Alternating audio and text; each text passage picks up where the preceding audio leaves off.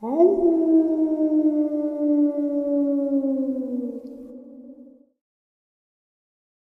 and salutations, everyone. I hope everyone is doing well today, and welcome to today's upload.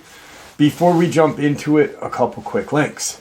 As many of you know, I rely on Patreon, PayPal, channel membership, and the merch to help the channel to continue to grow and go. Links to Patreon, PayPal, and channel membership is in the description below. Merch displayed directly under the video. Also, Dogman, Frightening Encounters, Volume 1 through 3, the audiobook versions. They were written and researched by Tom Lyons, narrated and produced by me, Jeff Nadolny. Those audiobooks are available on Audible, Amazon, and iTunes, links to which are also in the description as well. And finally, last but definitely not least, if you'd really like to help support the channel to continue to grow and go, simply subscribe. It does not cost a cent. Click that like button, takes half a second. If you don't want to miss out on any of the informative uploads that I put out daily, click the bell icon, and folks, please leave a comment and share the video. Why? Well, because all of these things really do help the channel to continue to grow and go. They definitely do matter, and they are appreciated. And with that, I have taken far too much of your time. Let's jump into today's upload. Shall we? All right, so really quick, I want to thank everybody. Saturday night live stream was just a really great time.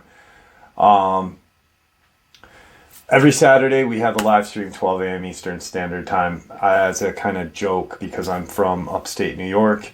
I do like a little play on Live from New York.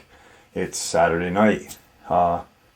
So I call it Live from Upstate New York. It's Saturday Nightmares.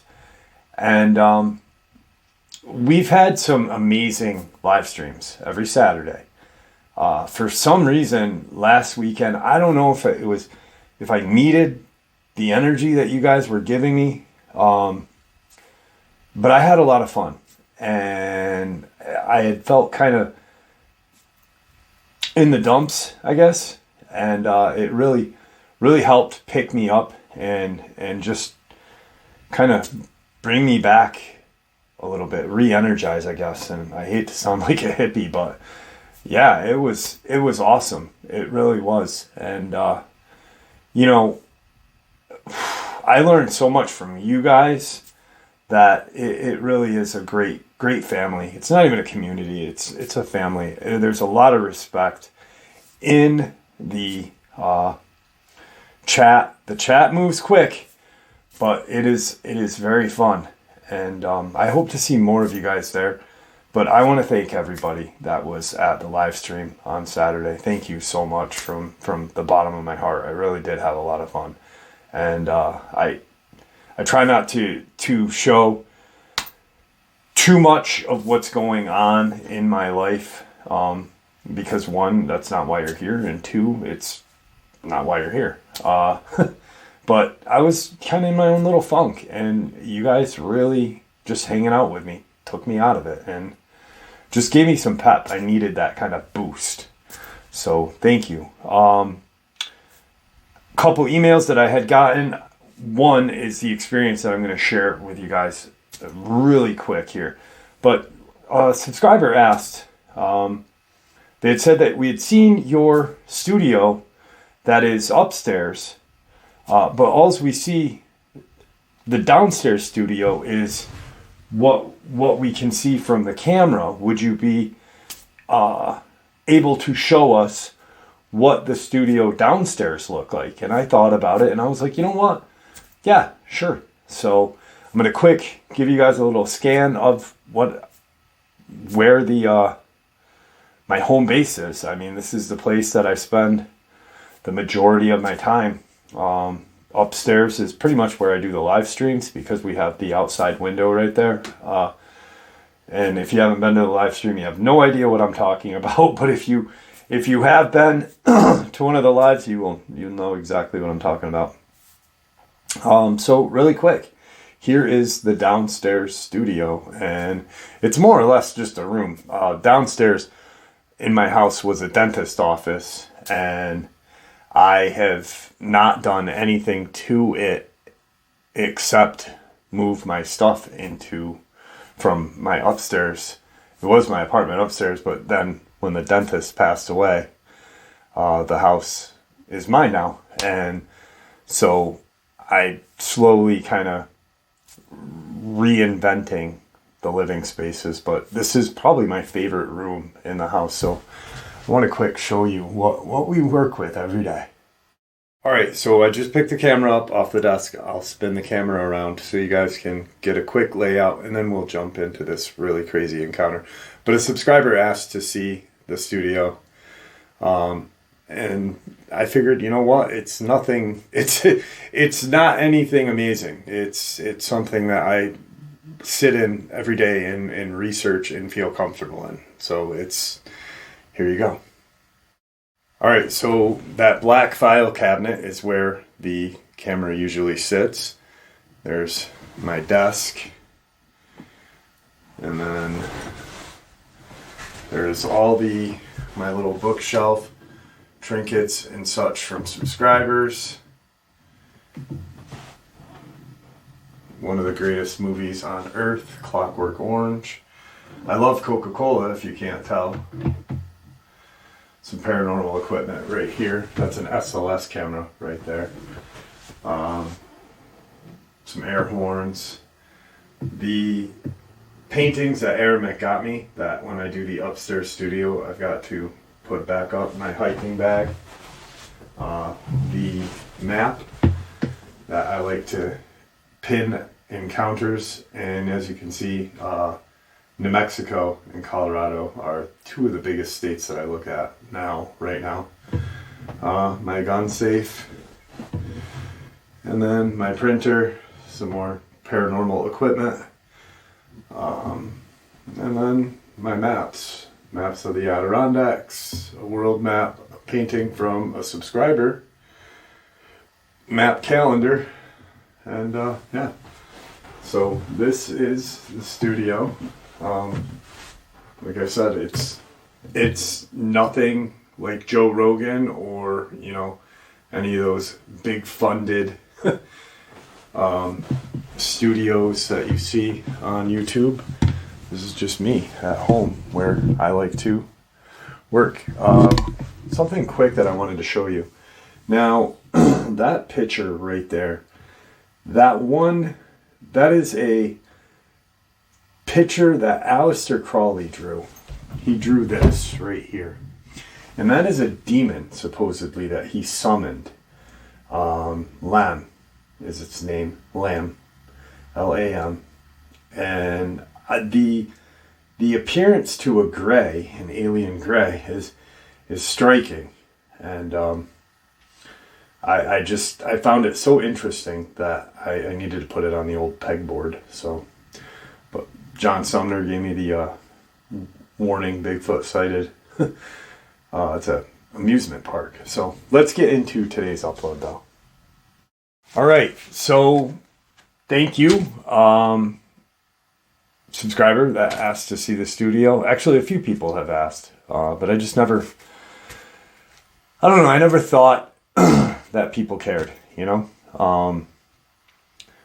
but I guess I put myself in other people's shoes, and I was like, you know what, if I watched a YouTube channel, I don't watch YouTube too often, and when I do, it's usually Sean Atwood, or one of my favorite channels is Lockdown 23-in-1, just because I love Old Death. He's probably I'm a weird cat, man. I like things that I like. I don't know. I can't watch YouTube channels based on cryptids or the paranormal because it's all I research. So I like true crime, and actually Deadbug is probably my favorite YouTube channel out there right now, and he has been actually for years. But if you like true crime, that's probably the greatest channel to ever watch is Deadbug. Deadbug Says, and he is definitely not politically correct. So, warning. All right, today's experience. is very interesting because about 6 months ago, I had shared a experience from a person that is Amish, or his friend is Amish, excuse me, and they live out in western New York, about 5 hours west of me. And there's a small Amish community there. And when I say small, I mean, we're talking 100 tops. You know, these communities are not very large in comparison to what is here. I think in the North and South America, in the two continents, there's something like maybe 400,000 Amish total, which is not a large number at all, and dwindling, you know. So it's pretty interesting. And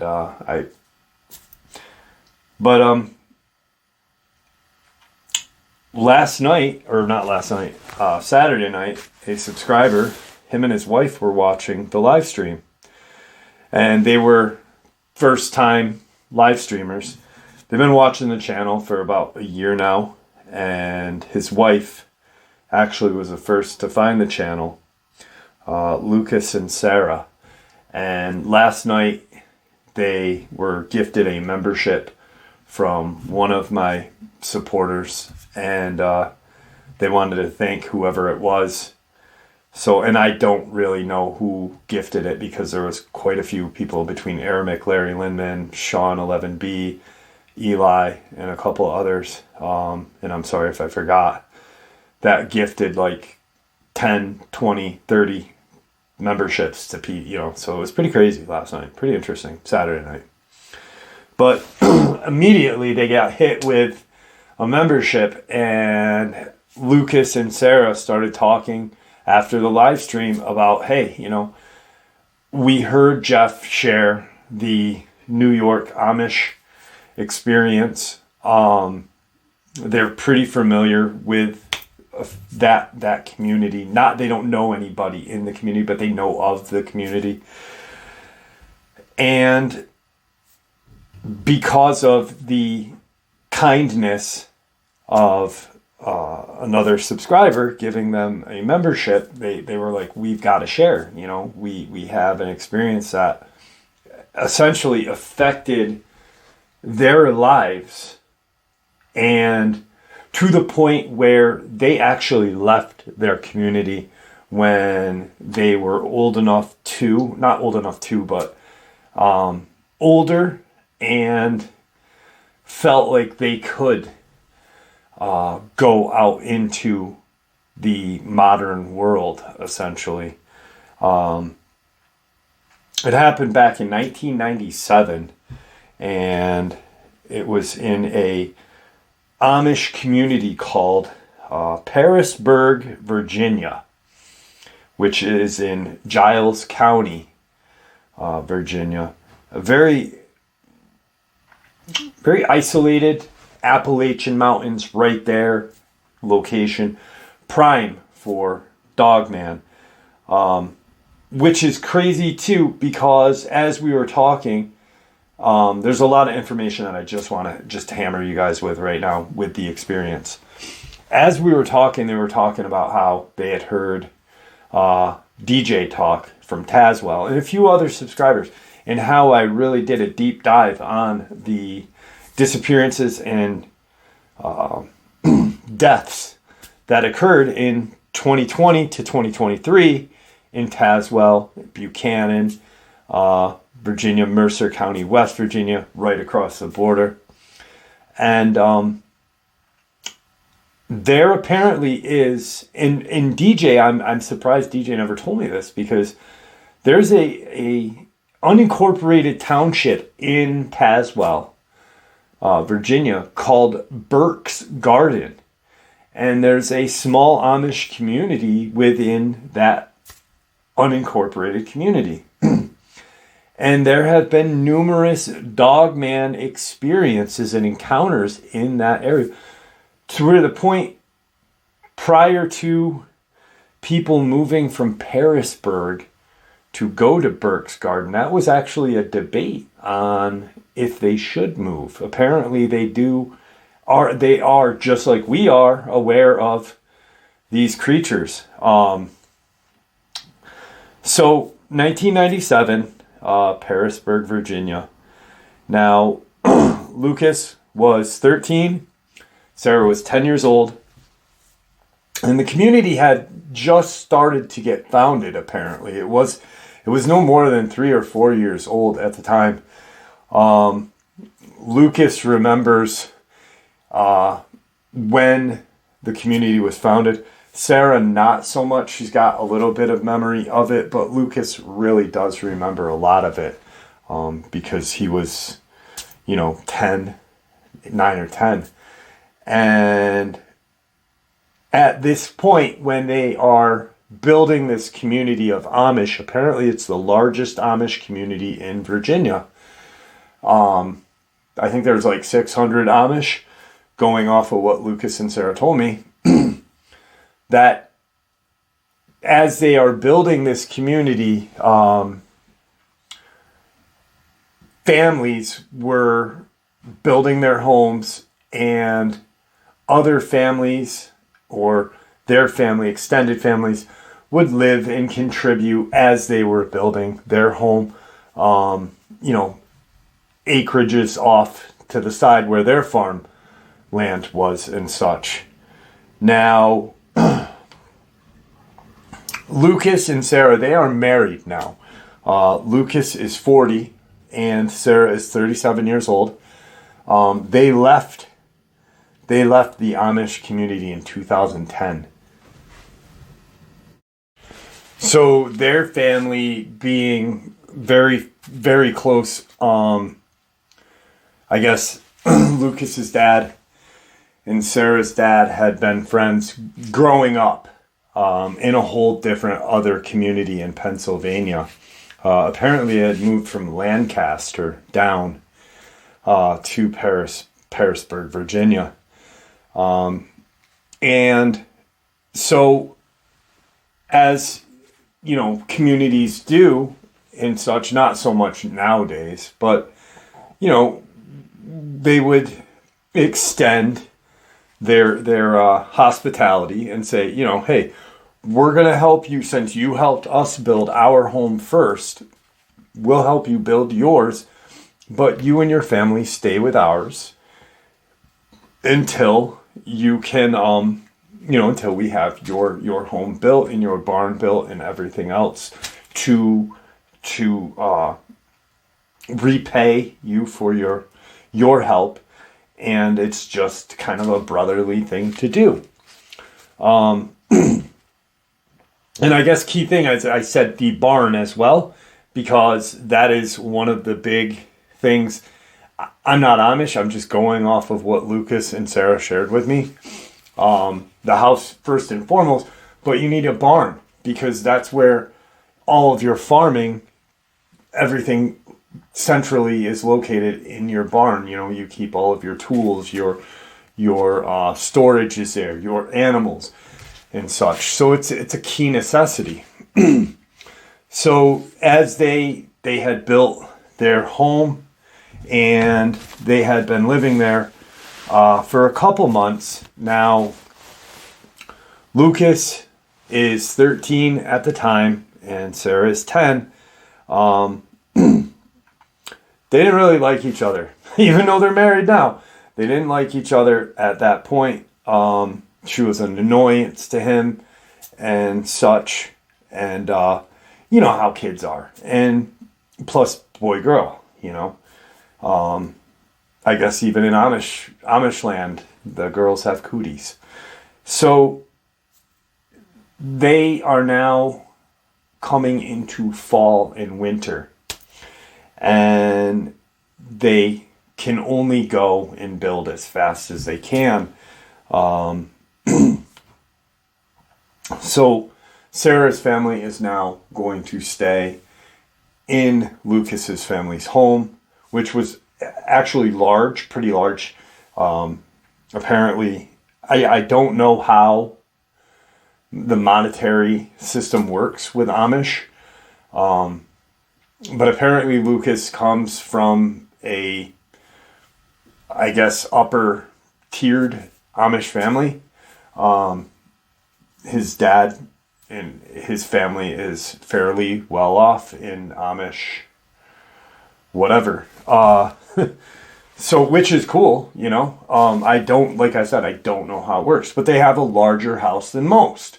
So obviously they're going to extend that hospitality. Now, apparently a family that was living fairly close to Lucas's house had been complaining, and this family had been there before Lucas's family had moved in and came down from Lancaster. But they had been complaining about their livestock getting killed and torn apart, and they couldn't figure out what it was. A couple of the guys had, you know, sat out at night and watched for this predator that was hunting their livestock, their livelihood, you know. Apparently Lucas's family did lumber. That was a big thing that they had done. So they'd found some large canine tracks in the mud and such that spring, summer, and now, like I said, we're moving into fall and winter. And this family's livestock had been pretty much wiped out. Like, everything they owned was gone. So they have no livelihood at all. And they turned to the community to ask for help. Like, we don't know what is, you know, hunting our livestock, but it's affecting, you know, the way we live now. And we immediately, the church kind of looks and says, well, there's no other families being attacked, or, you know, no other people are losing livestock. You must be up to no good in the community. Something must be going on in your faith or something. And that was pretty much what Lucas remembers. He remembers hearing his dad talk about how they weren't following church rule and such. Which, even at a young age, Lucas always knew that he was not, he could just feel it, that something was, you know, he would see the modern world, and he wanted to experience more. He wanted to learn more, you know, and their education stops at a certain age, you know, because they have to work. They have to help their family, support the family, and do the godly thing, the churchly thing. Now, fall, winter hits, and he hears his dad, you know, say this about that family. And shortly thereafter, there starts to be some of their animals start coming up dead. And there's, you know, tracks coming from the woods right off the mountains into their yard. They're, you know, they've got acreages, they've got fields, into their yard, and somehow opening their barn and getting whatever livestock, whatever animal they wanted, and either killing it there and leaving it, or a couple of times it had been dragged out and it looked like it had been consumed or partially consumed in the field and left right there so everyone could see it. About the third or fourth time this had happened, Lucas's dad immediately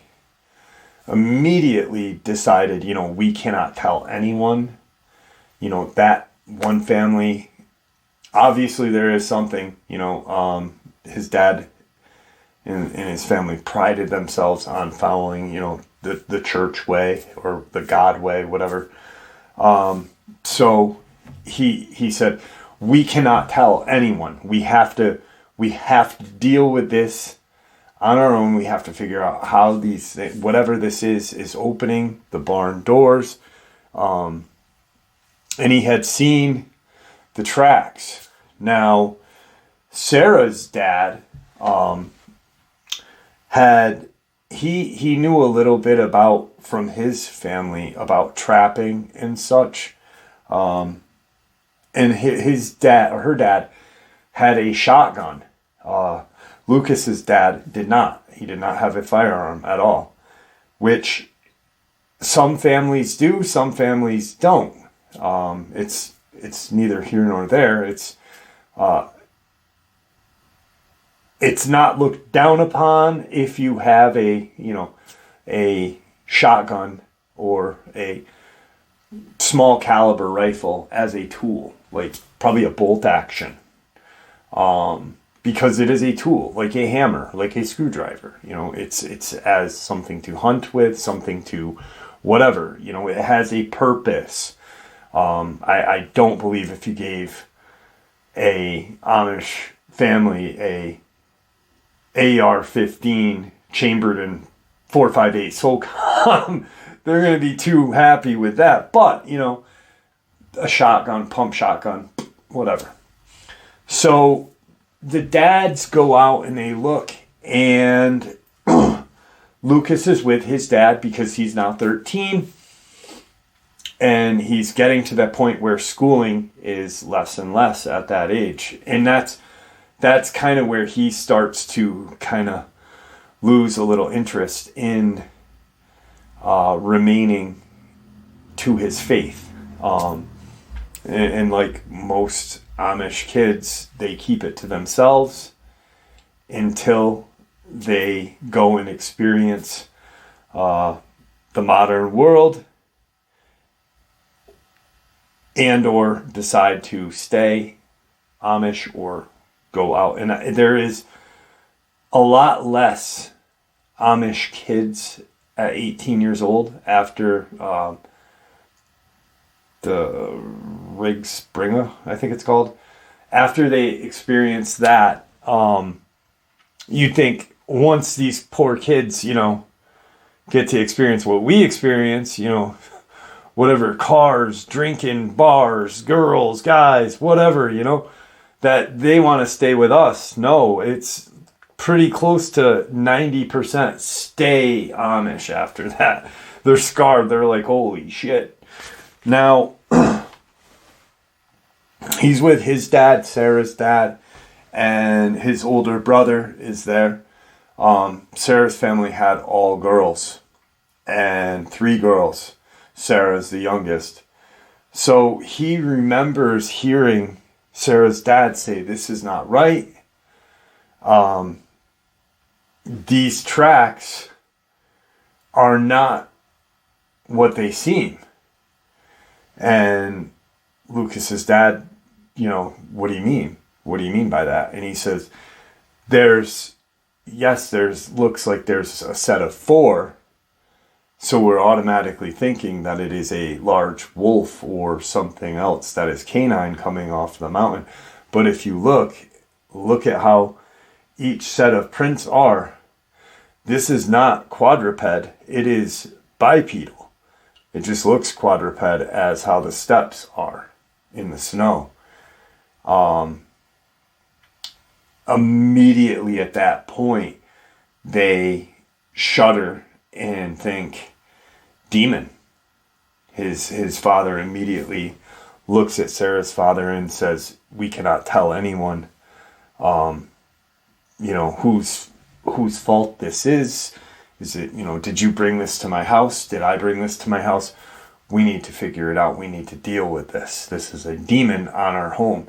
And it has now targeted us after it targeted the other family.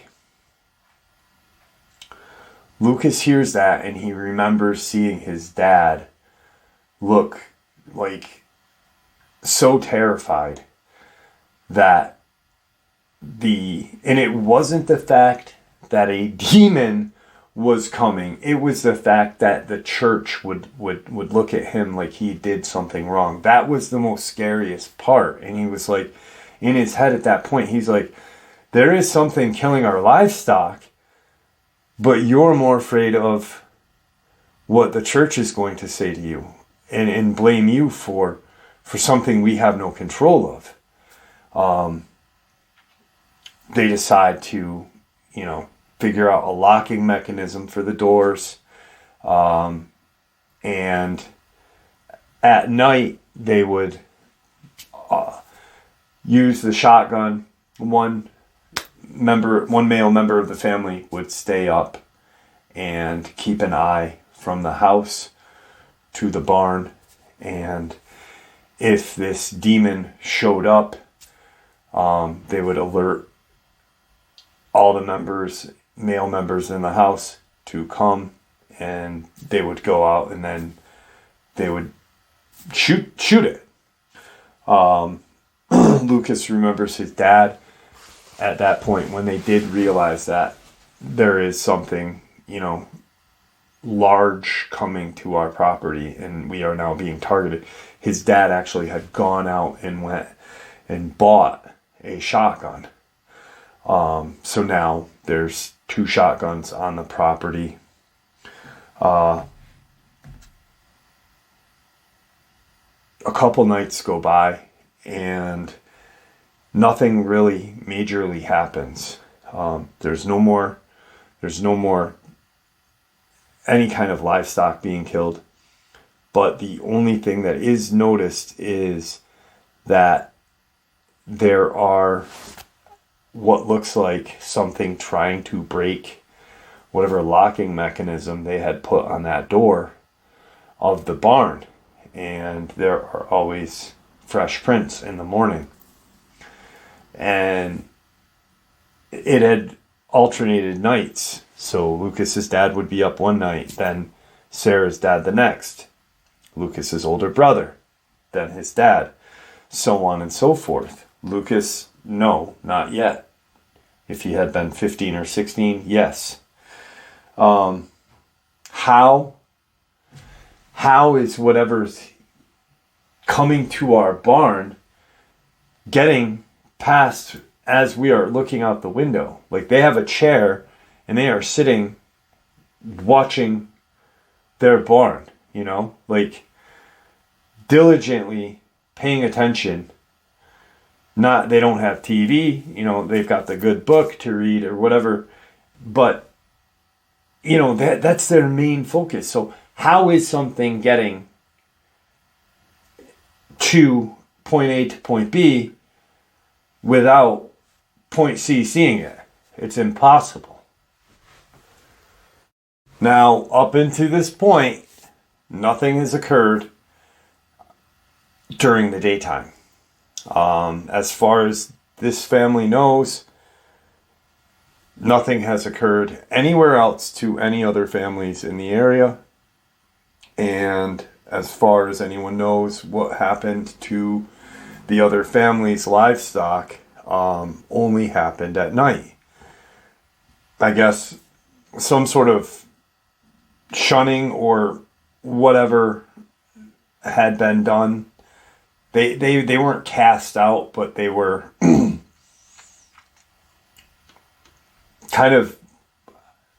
they were punished, essentially, for them being targeted by a Dogman. They weren't shunned, but they weren't looked upon with what the other families looked at them as before, equals and this and that. They were kind of and that's what Lucas's dad was trying to keep, the church from finding out that, we are being targeted now. This is all at nighttime. So during the day, everyone's moving around freely. And mind you, 1997, Lucas and Sarah did leave the church. They are married now, and they are living in our world. They both have. Lucas actually went to college. He's a computer tech for some computer company, and Sarah is a nurse. So in 2010, when they left, they went balls to the wall to become modern. And both had felt like that, I guess, growing up. Now, they are moving around freely during the day because they think this demon, which is a Dogman, is targeting them at night. Apparently, Lucas's older brother, the one that was with them that night or that morning after, he has like 3 or 4 older brothers. 2 of them were much older than Lucas and actually were living in Lancaster. They didn't move with his brother and himself down into Parisburg. So apparently Lucas's brother and Sarah's sister had kind of a little relationship going on. They were friendly, whatnot, and they would, go for walks or meet up someplace and, probably just smooch a little bit, whatever. And, that was no disrespect to Lucas. That's exactly what he said. He doesn't know. He just knew that there was something like possibly a boyfriend-girlfriend thing going on. Now, the day, probably a week after they had noticed that everything had kind of slowed down at the house, they noticed the lock on the barn door had been messed with. But a couple days after that, it kind of all stopped. There was no signs of any footprints anywhere, nothing. The only thing that anyone did notice is towards the end of the day, going into dusk, if anyone was outside, there was an awful weird feeling of being watched. And it usually came from behind the house, which would have been, the mountains. There's woods and then the mountains. And that's where they kind of felt really off, which would have been the backside of the house,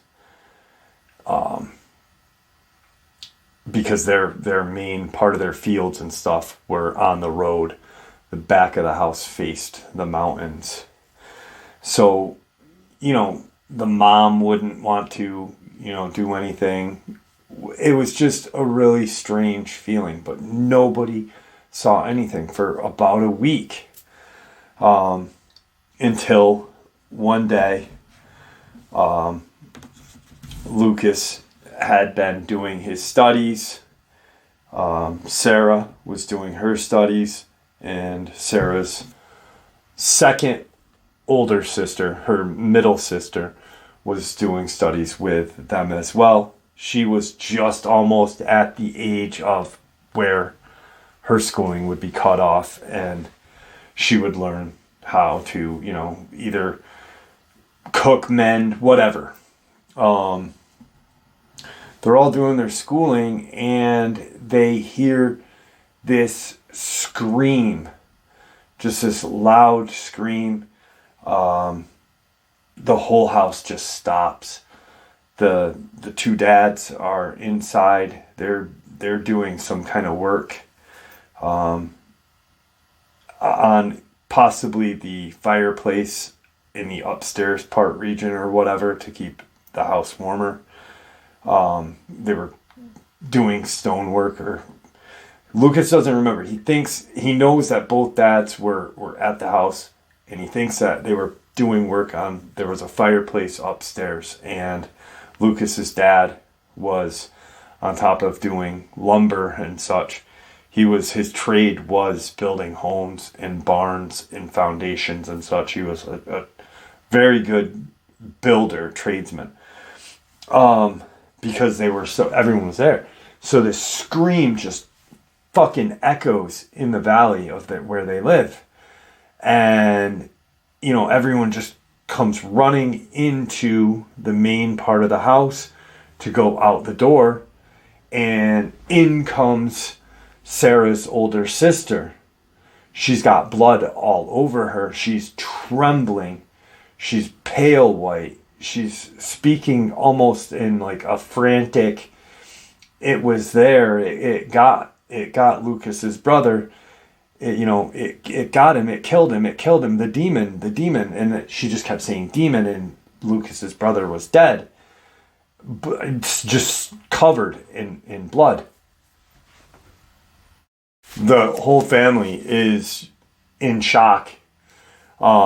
Just everyone's kind of screaming. Everyone's going one way, doing a bunch of shit. Lucas is just kind of trying to... He just heard that his brother got killed by a demon. He's looking at Sarah's sister covered in blood. The moms are screaming. The mom is checking, Sarah's mom is checking her daughter to see if she's hurt. The two dads immediately go into the living room area, and they both grab their shotguns, and they say, stay in the house.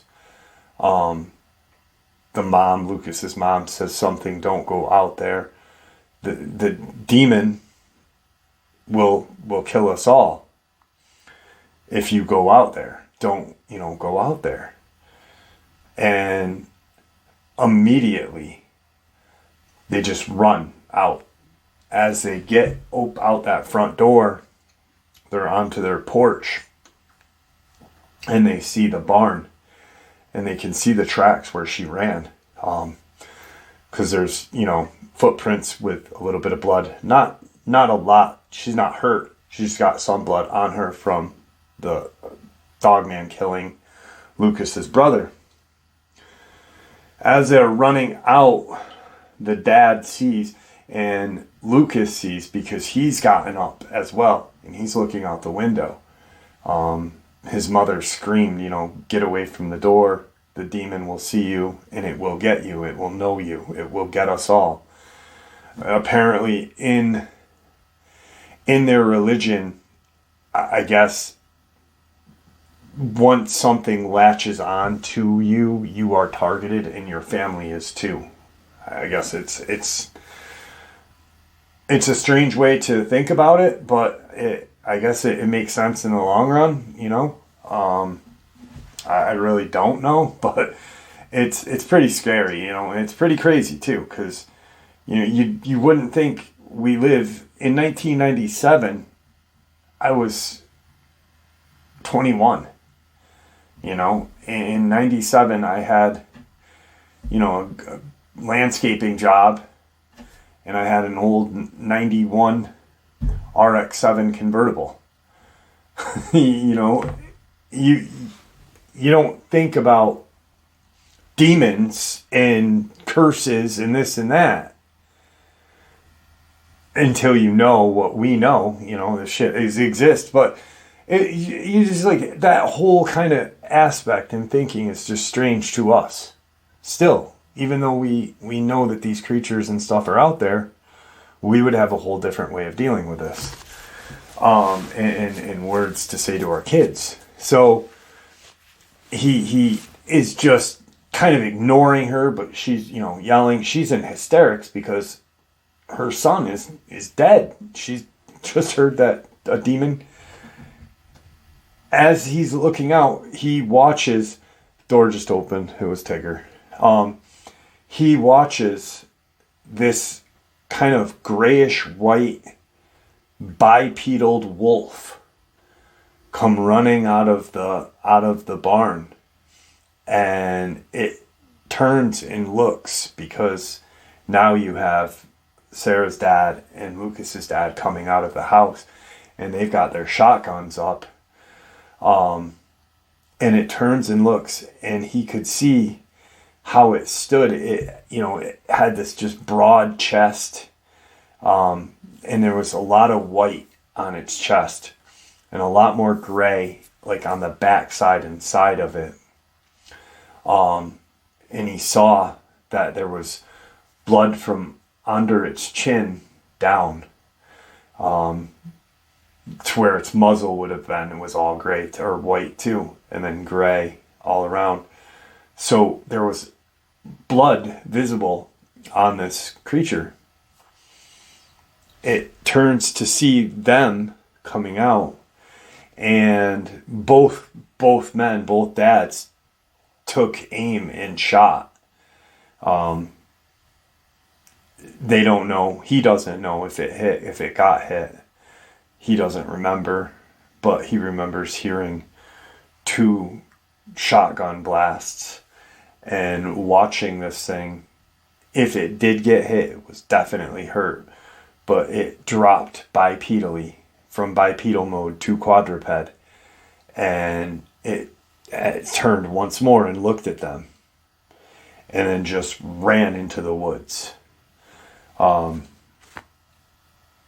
The 2 dads went to the barn immediately to see his brother and Lucas's dad's son, to see if everything, how bad it was, if indeed his son was dead.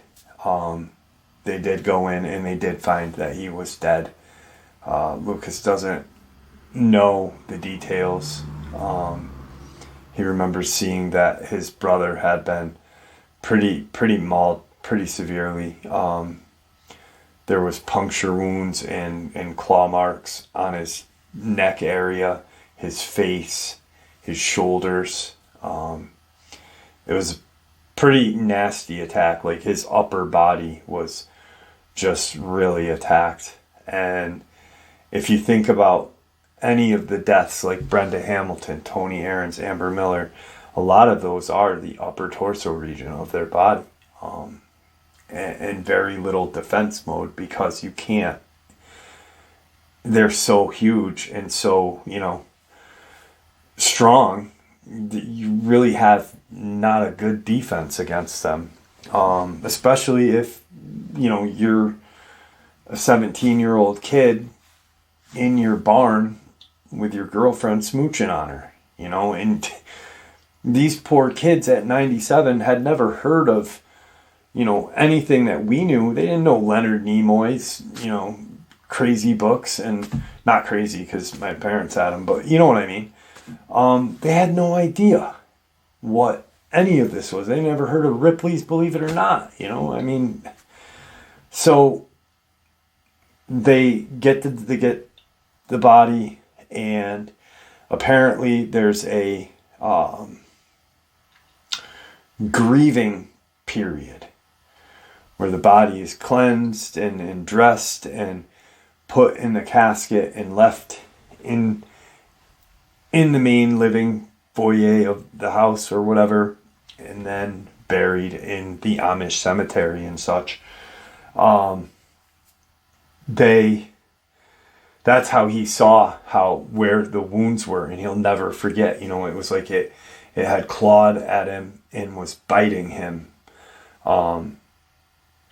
in the neck and chest region, and in his face as well. He doesn't remember if there was bite wounds or if it was claw wounds on his face, but he remembers his face not looking like it did the day. It was fairly messed up. So apparently there's a grieving process that they partake in, and tradition. The Dogman, that day, they figure out, all right, we're going to say a wolf attacked my son. He was working in the barn, and, we did see the wolf. We saw the wolf, to the church, the members, the higher ups in the church, that we both saw it. and, you know, you have to kind of back me because your daughter was with my son, and, you know, a lot could go wrong with this. So we got to play it kind of. So sure enough, that they were told, you know, that it was a wolf, and he was able to be buried in the Amish cemetery. There was no judgment or whatever. He was buried in his funeral clothing, which was different than their regular suit and such that they wore. Now, 2 days of this remembrance are going by, and Lucas remembers feeling creeped out that his brother's body was downstairs. And he couldn't help but feel that way. And I guess it still bothers him quite a bit today that he felt that way. But I said, dude, you were 13. You know, if I had a sibling and they passed away and they were in my house in my living room, you know, for a day or two, I wouldn't feel great either. But Lucas felt really bad, and he remembers going down into the living room at night when everyone was asleep and sitting with his brother's body, and praying, but talking to him as well. Possibly, you know, he thinks that he was trying to make sure he got to heaven, just by talking to him. And so that second night he goes down and does it. He did it the first night, he does it the second night, and he's sitting with his brother, and he looks out the window, which is in front of him. He's, you know, sitting here, his brother would be here, and he looks, kind of picks his head up and looks out the window because he thought he had seen something, and he sees two just huge, kind of orangish red, hellfire red eyes staring right at him. And there's a pane of glass, and not like our windows we have nowadays, like a pane of glass. There's a draft, you know, and he looks up and he sees this, and he immediately knows what he's looking at. He thinking, that's the demon that killed my brother. So he's trying to figure out how to scream because he doesn't want to get in trouble. He's downstairs and he's talking to his dead brother. What is anyone going to think? And he kind of gets up to run and go into his room and hide.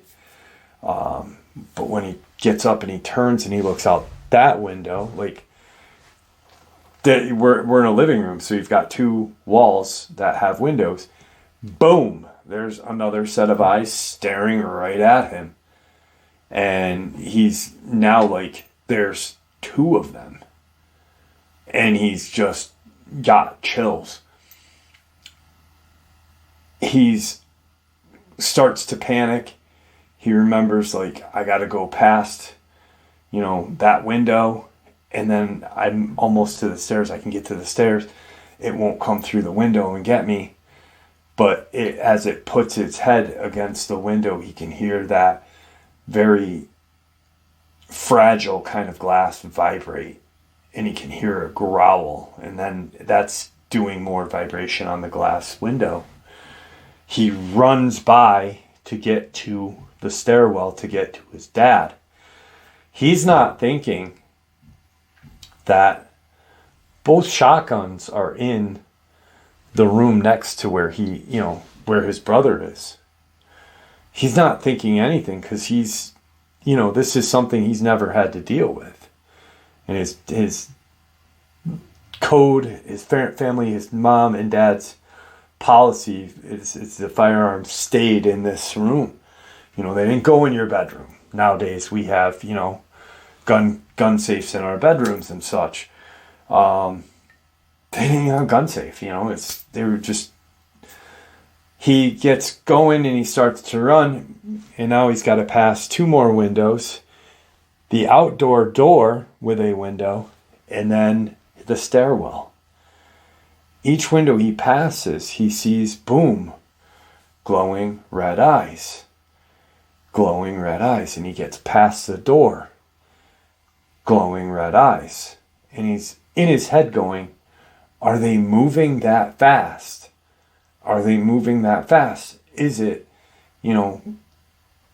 how is it moving so fast? Because his brain is thinking it was just the one. Until he turns and looks out the initial window that he had seen the first one. And he sees the eyes still there. And as he kind of just does that whole scan back to the window he's now in front of on the door, all of these windows are now there. So he is now looking at 4 or 5 dogmen staring into the house at him. It dawns on him, and he runs, screaming as loud as he can to wake up his dad, his mom, Sarah's dad, any kind of adult. They're here, the demons are here. Both farmers kind of jump up and they get out of their bed. They don't have their firearms, Amish custom, whatever. It's so strange to me, because you'd think your son just got killed. Why wouldn't you have the shotgun in your room? But, like I said, I'm not Amish, so I don't know, the whole particulars of everything. He remembers running, and he says the demon, his dad, is now in the hallway. And, he looks at Lucas, and he says, hide in your room. And he yells out something, and to everyone in the house, kind of hide, because he's now going down the stairs. His gun is in the room adjacent to the living room, so all he's got to do is go down the stairs and turn, and there's his gun and Sarah's dad's gun.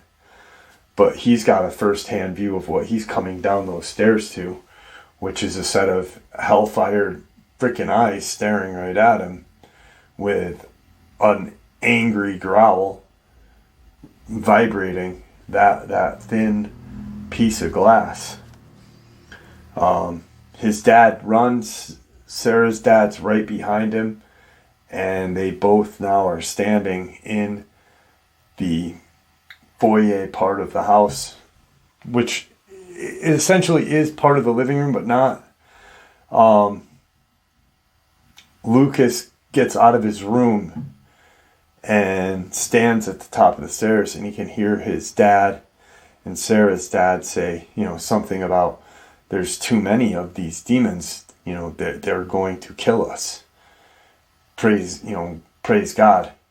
Apparently, this is where Lucas really, everything started to change, because everything that transpired from the first spotting of that Dogman up until this night and a little bit after was the turning point for him in his faith. So apparently, in their religion, you cannot defend yourself. You cannot, if I guess if there's a intruder or someone, you kind of give it up to God. And if it's your time to go, it's what God wanted. He remembers hearing his dad say something along those lines to Sarah's dad. Sarah's dad is a little less strict to the laws of the church, which is all fine and dandy, as long as he does follow but he's going to protect his family. He's got girls, he's got all girls. So in his mind, I'm going to protect my family, but I'm inadvertently going to protect your family if you don't, do this with me. It just killed your son. These things just killed your son. These things are here to kill us all. Sarah's dad, just fed up with probably Lucas's dad's, kind of view on the whole thing, picks his and just shoots right through that window. Boom. And Lucas is on the stairs, so he's looking down and he can see it, and he hears this kind of shriek of pain, this just high-pitched pain yell, and he hears a thud, and then he hears scampering, and then they see 4 more just run by the window of the front door. They now have an open window.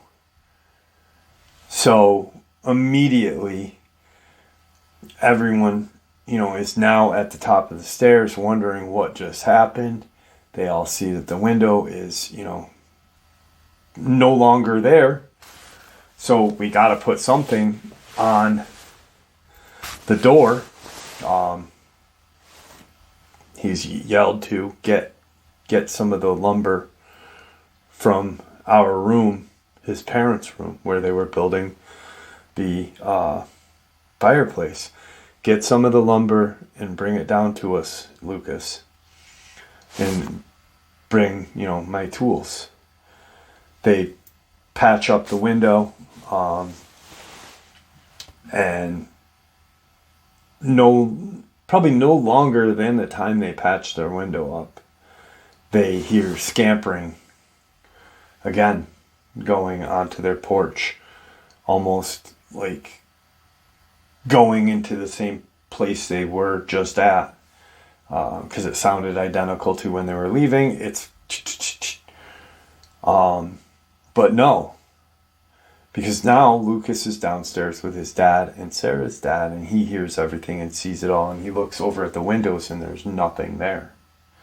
There's no eyes, there's nothing.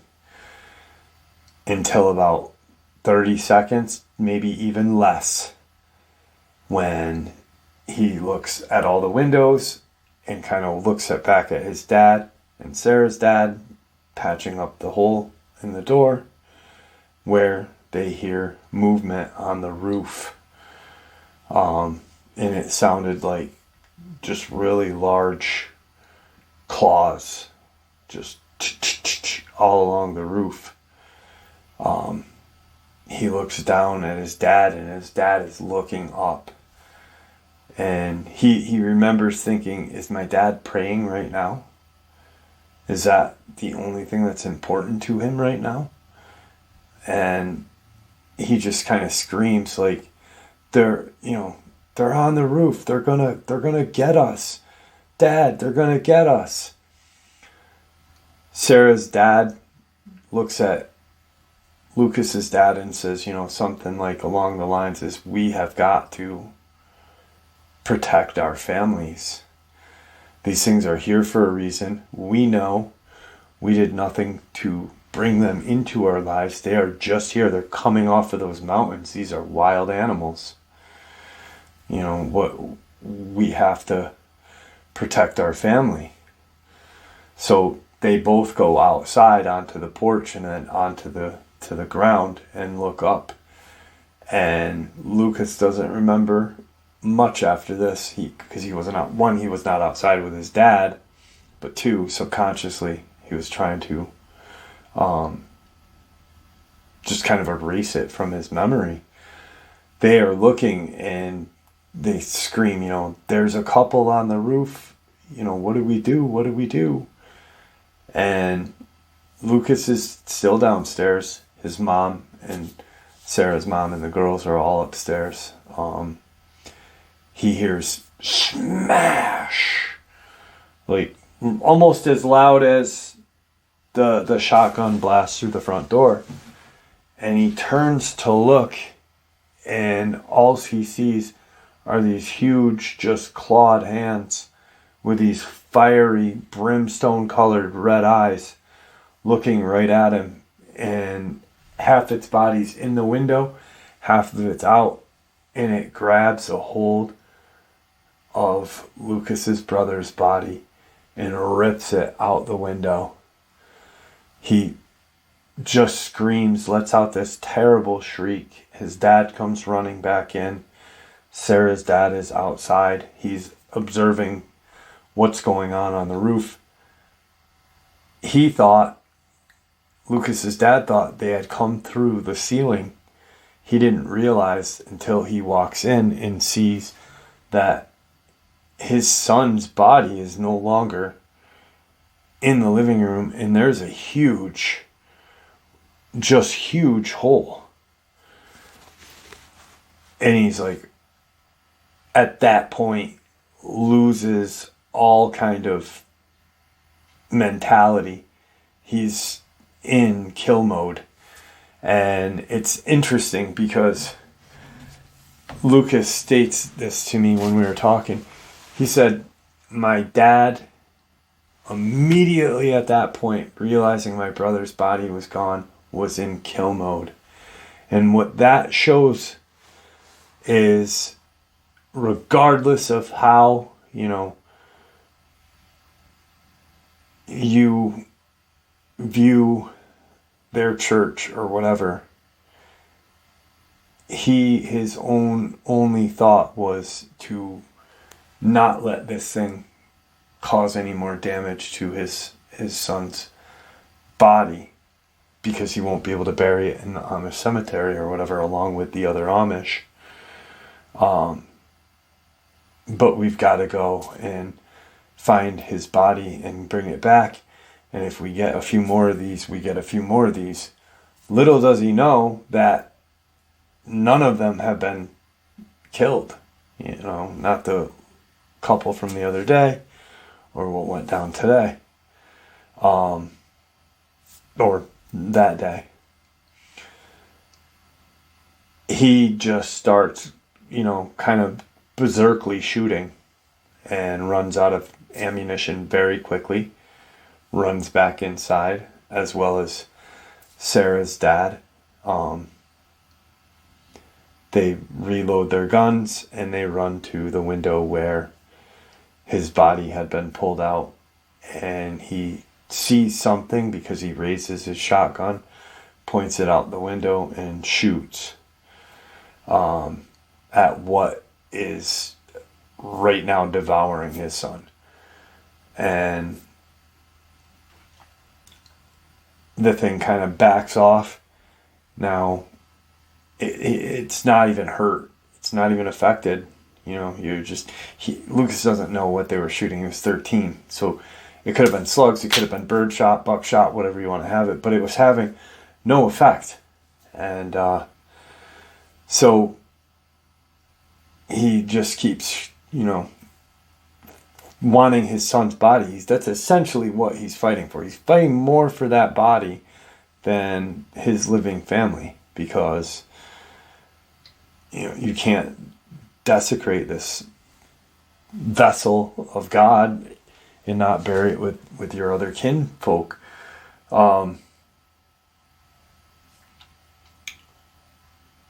After it takes a hit, it runs.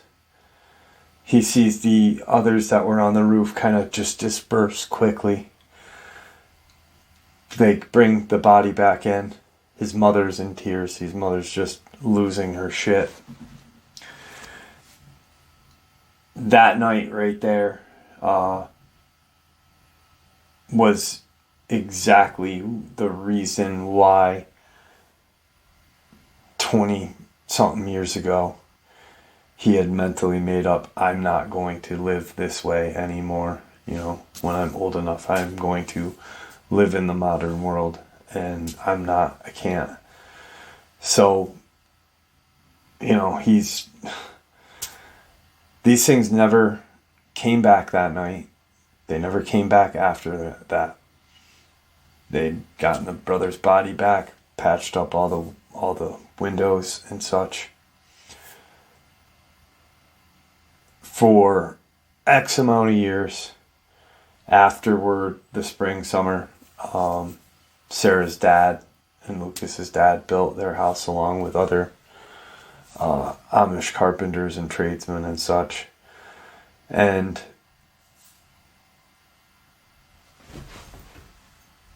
so the body is then, brought back.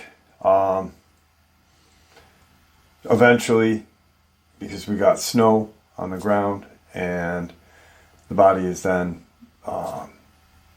placed in some kind of cloth or whatever, and stored in a sub basement area that is underneath the house. There was like a root cellar underneath the house, and then another kind of other room off of that had been dug.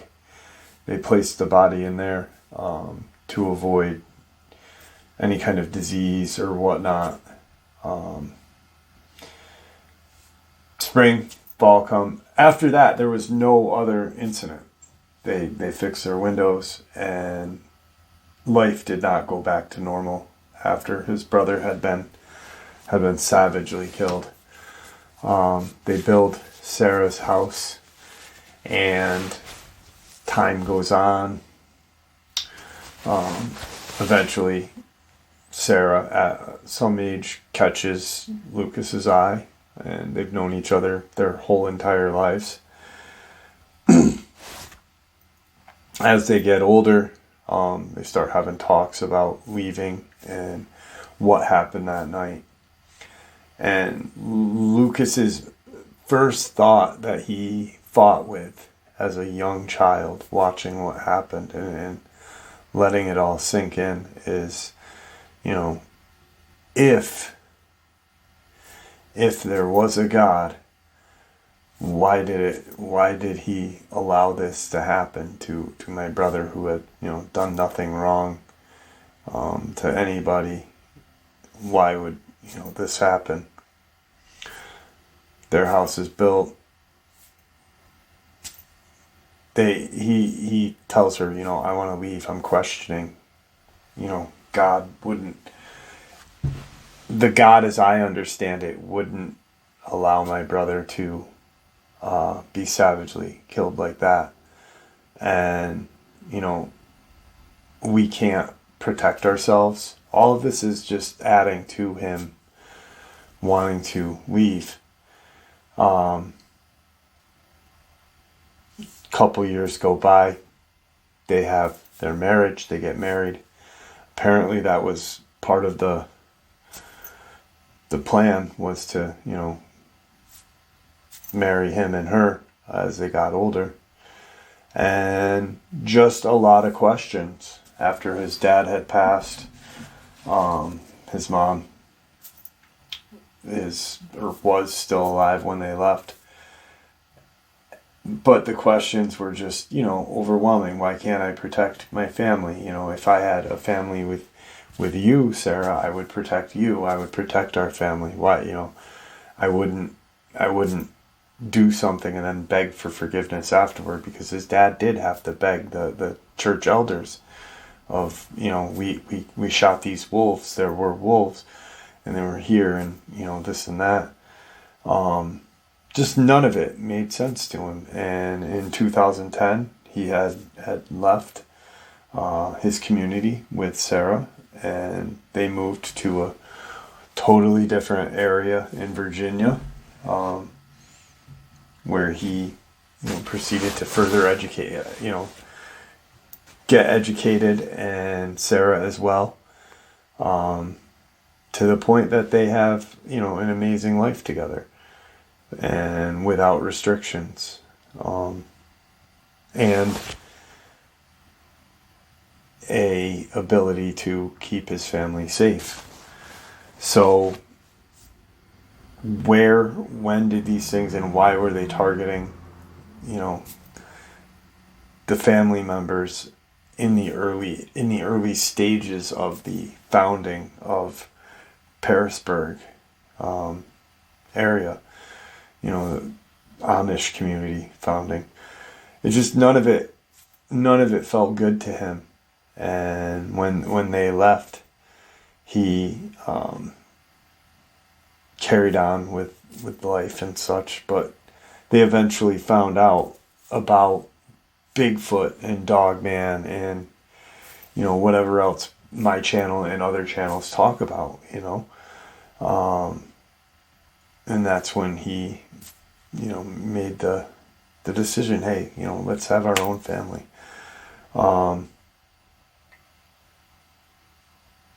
If by chance you do look into this region, you will see that, this area is plagued, as well as Burke's Garden, and those families that are there. And it's so crazy to think that there are people out there that, question why this happened and can't protect themselves. And so just a terrifying experience to go through. He had heard the one out in Western New York. Apparently some other people have heard things throughout life, and he just gathered information on these things and wanted to join a community as part of mine, as part of 2 other channels. He was going to reach out to them.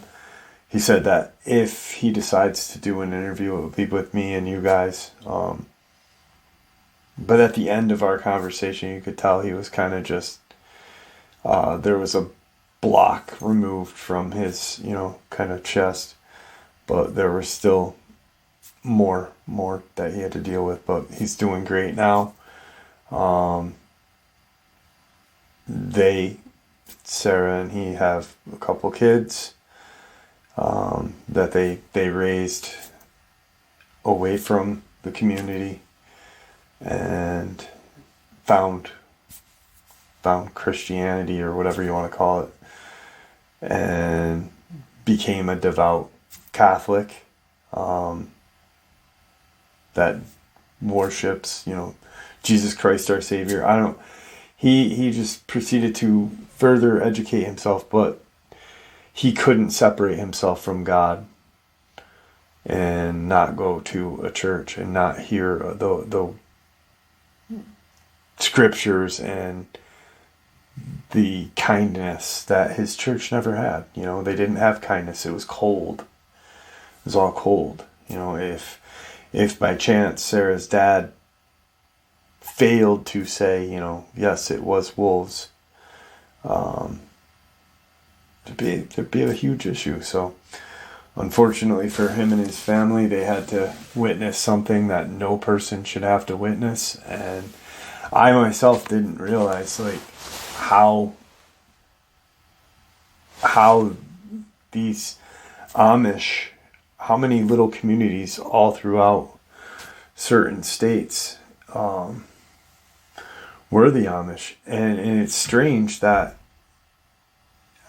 if you look at some of these areas, a lot of it was founded by people who had Amish last names. He, looked into it a little bit, and there's a couple communities in West Virginia, and it all runs on that Appalachian Mountain region.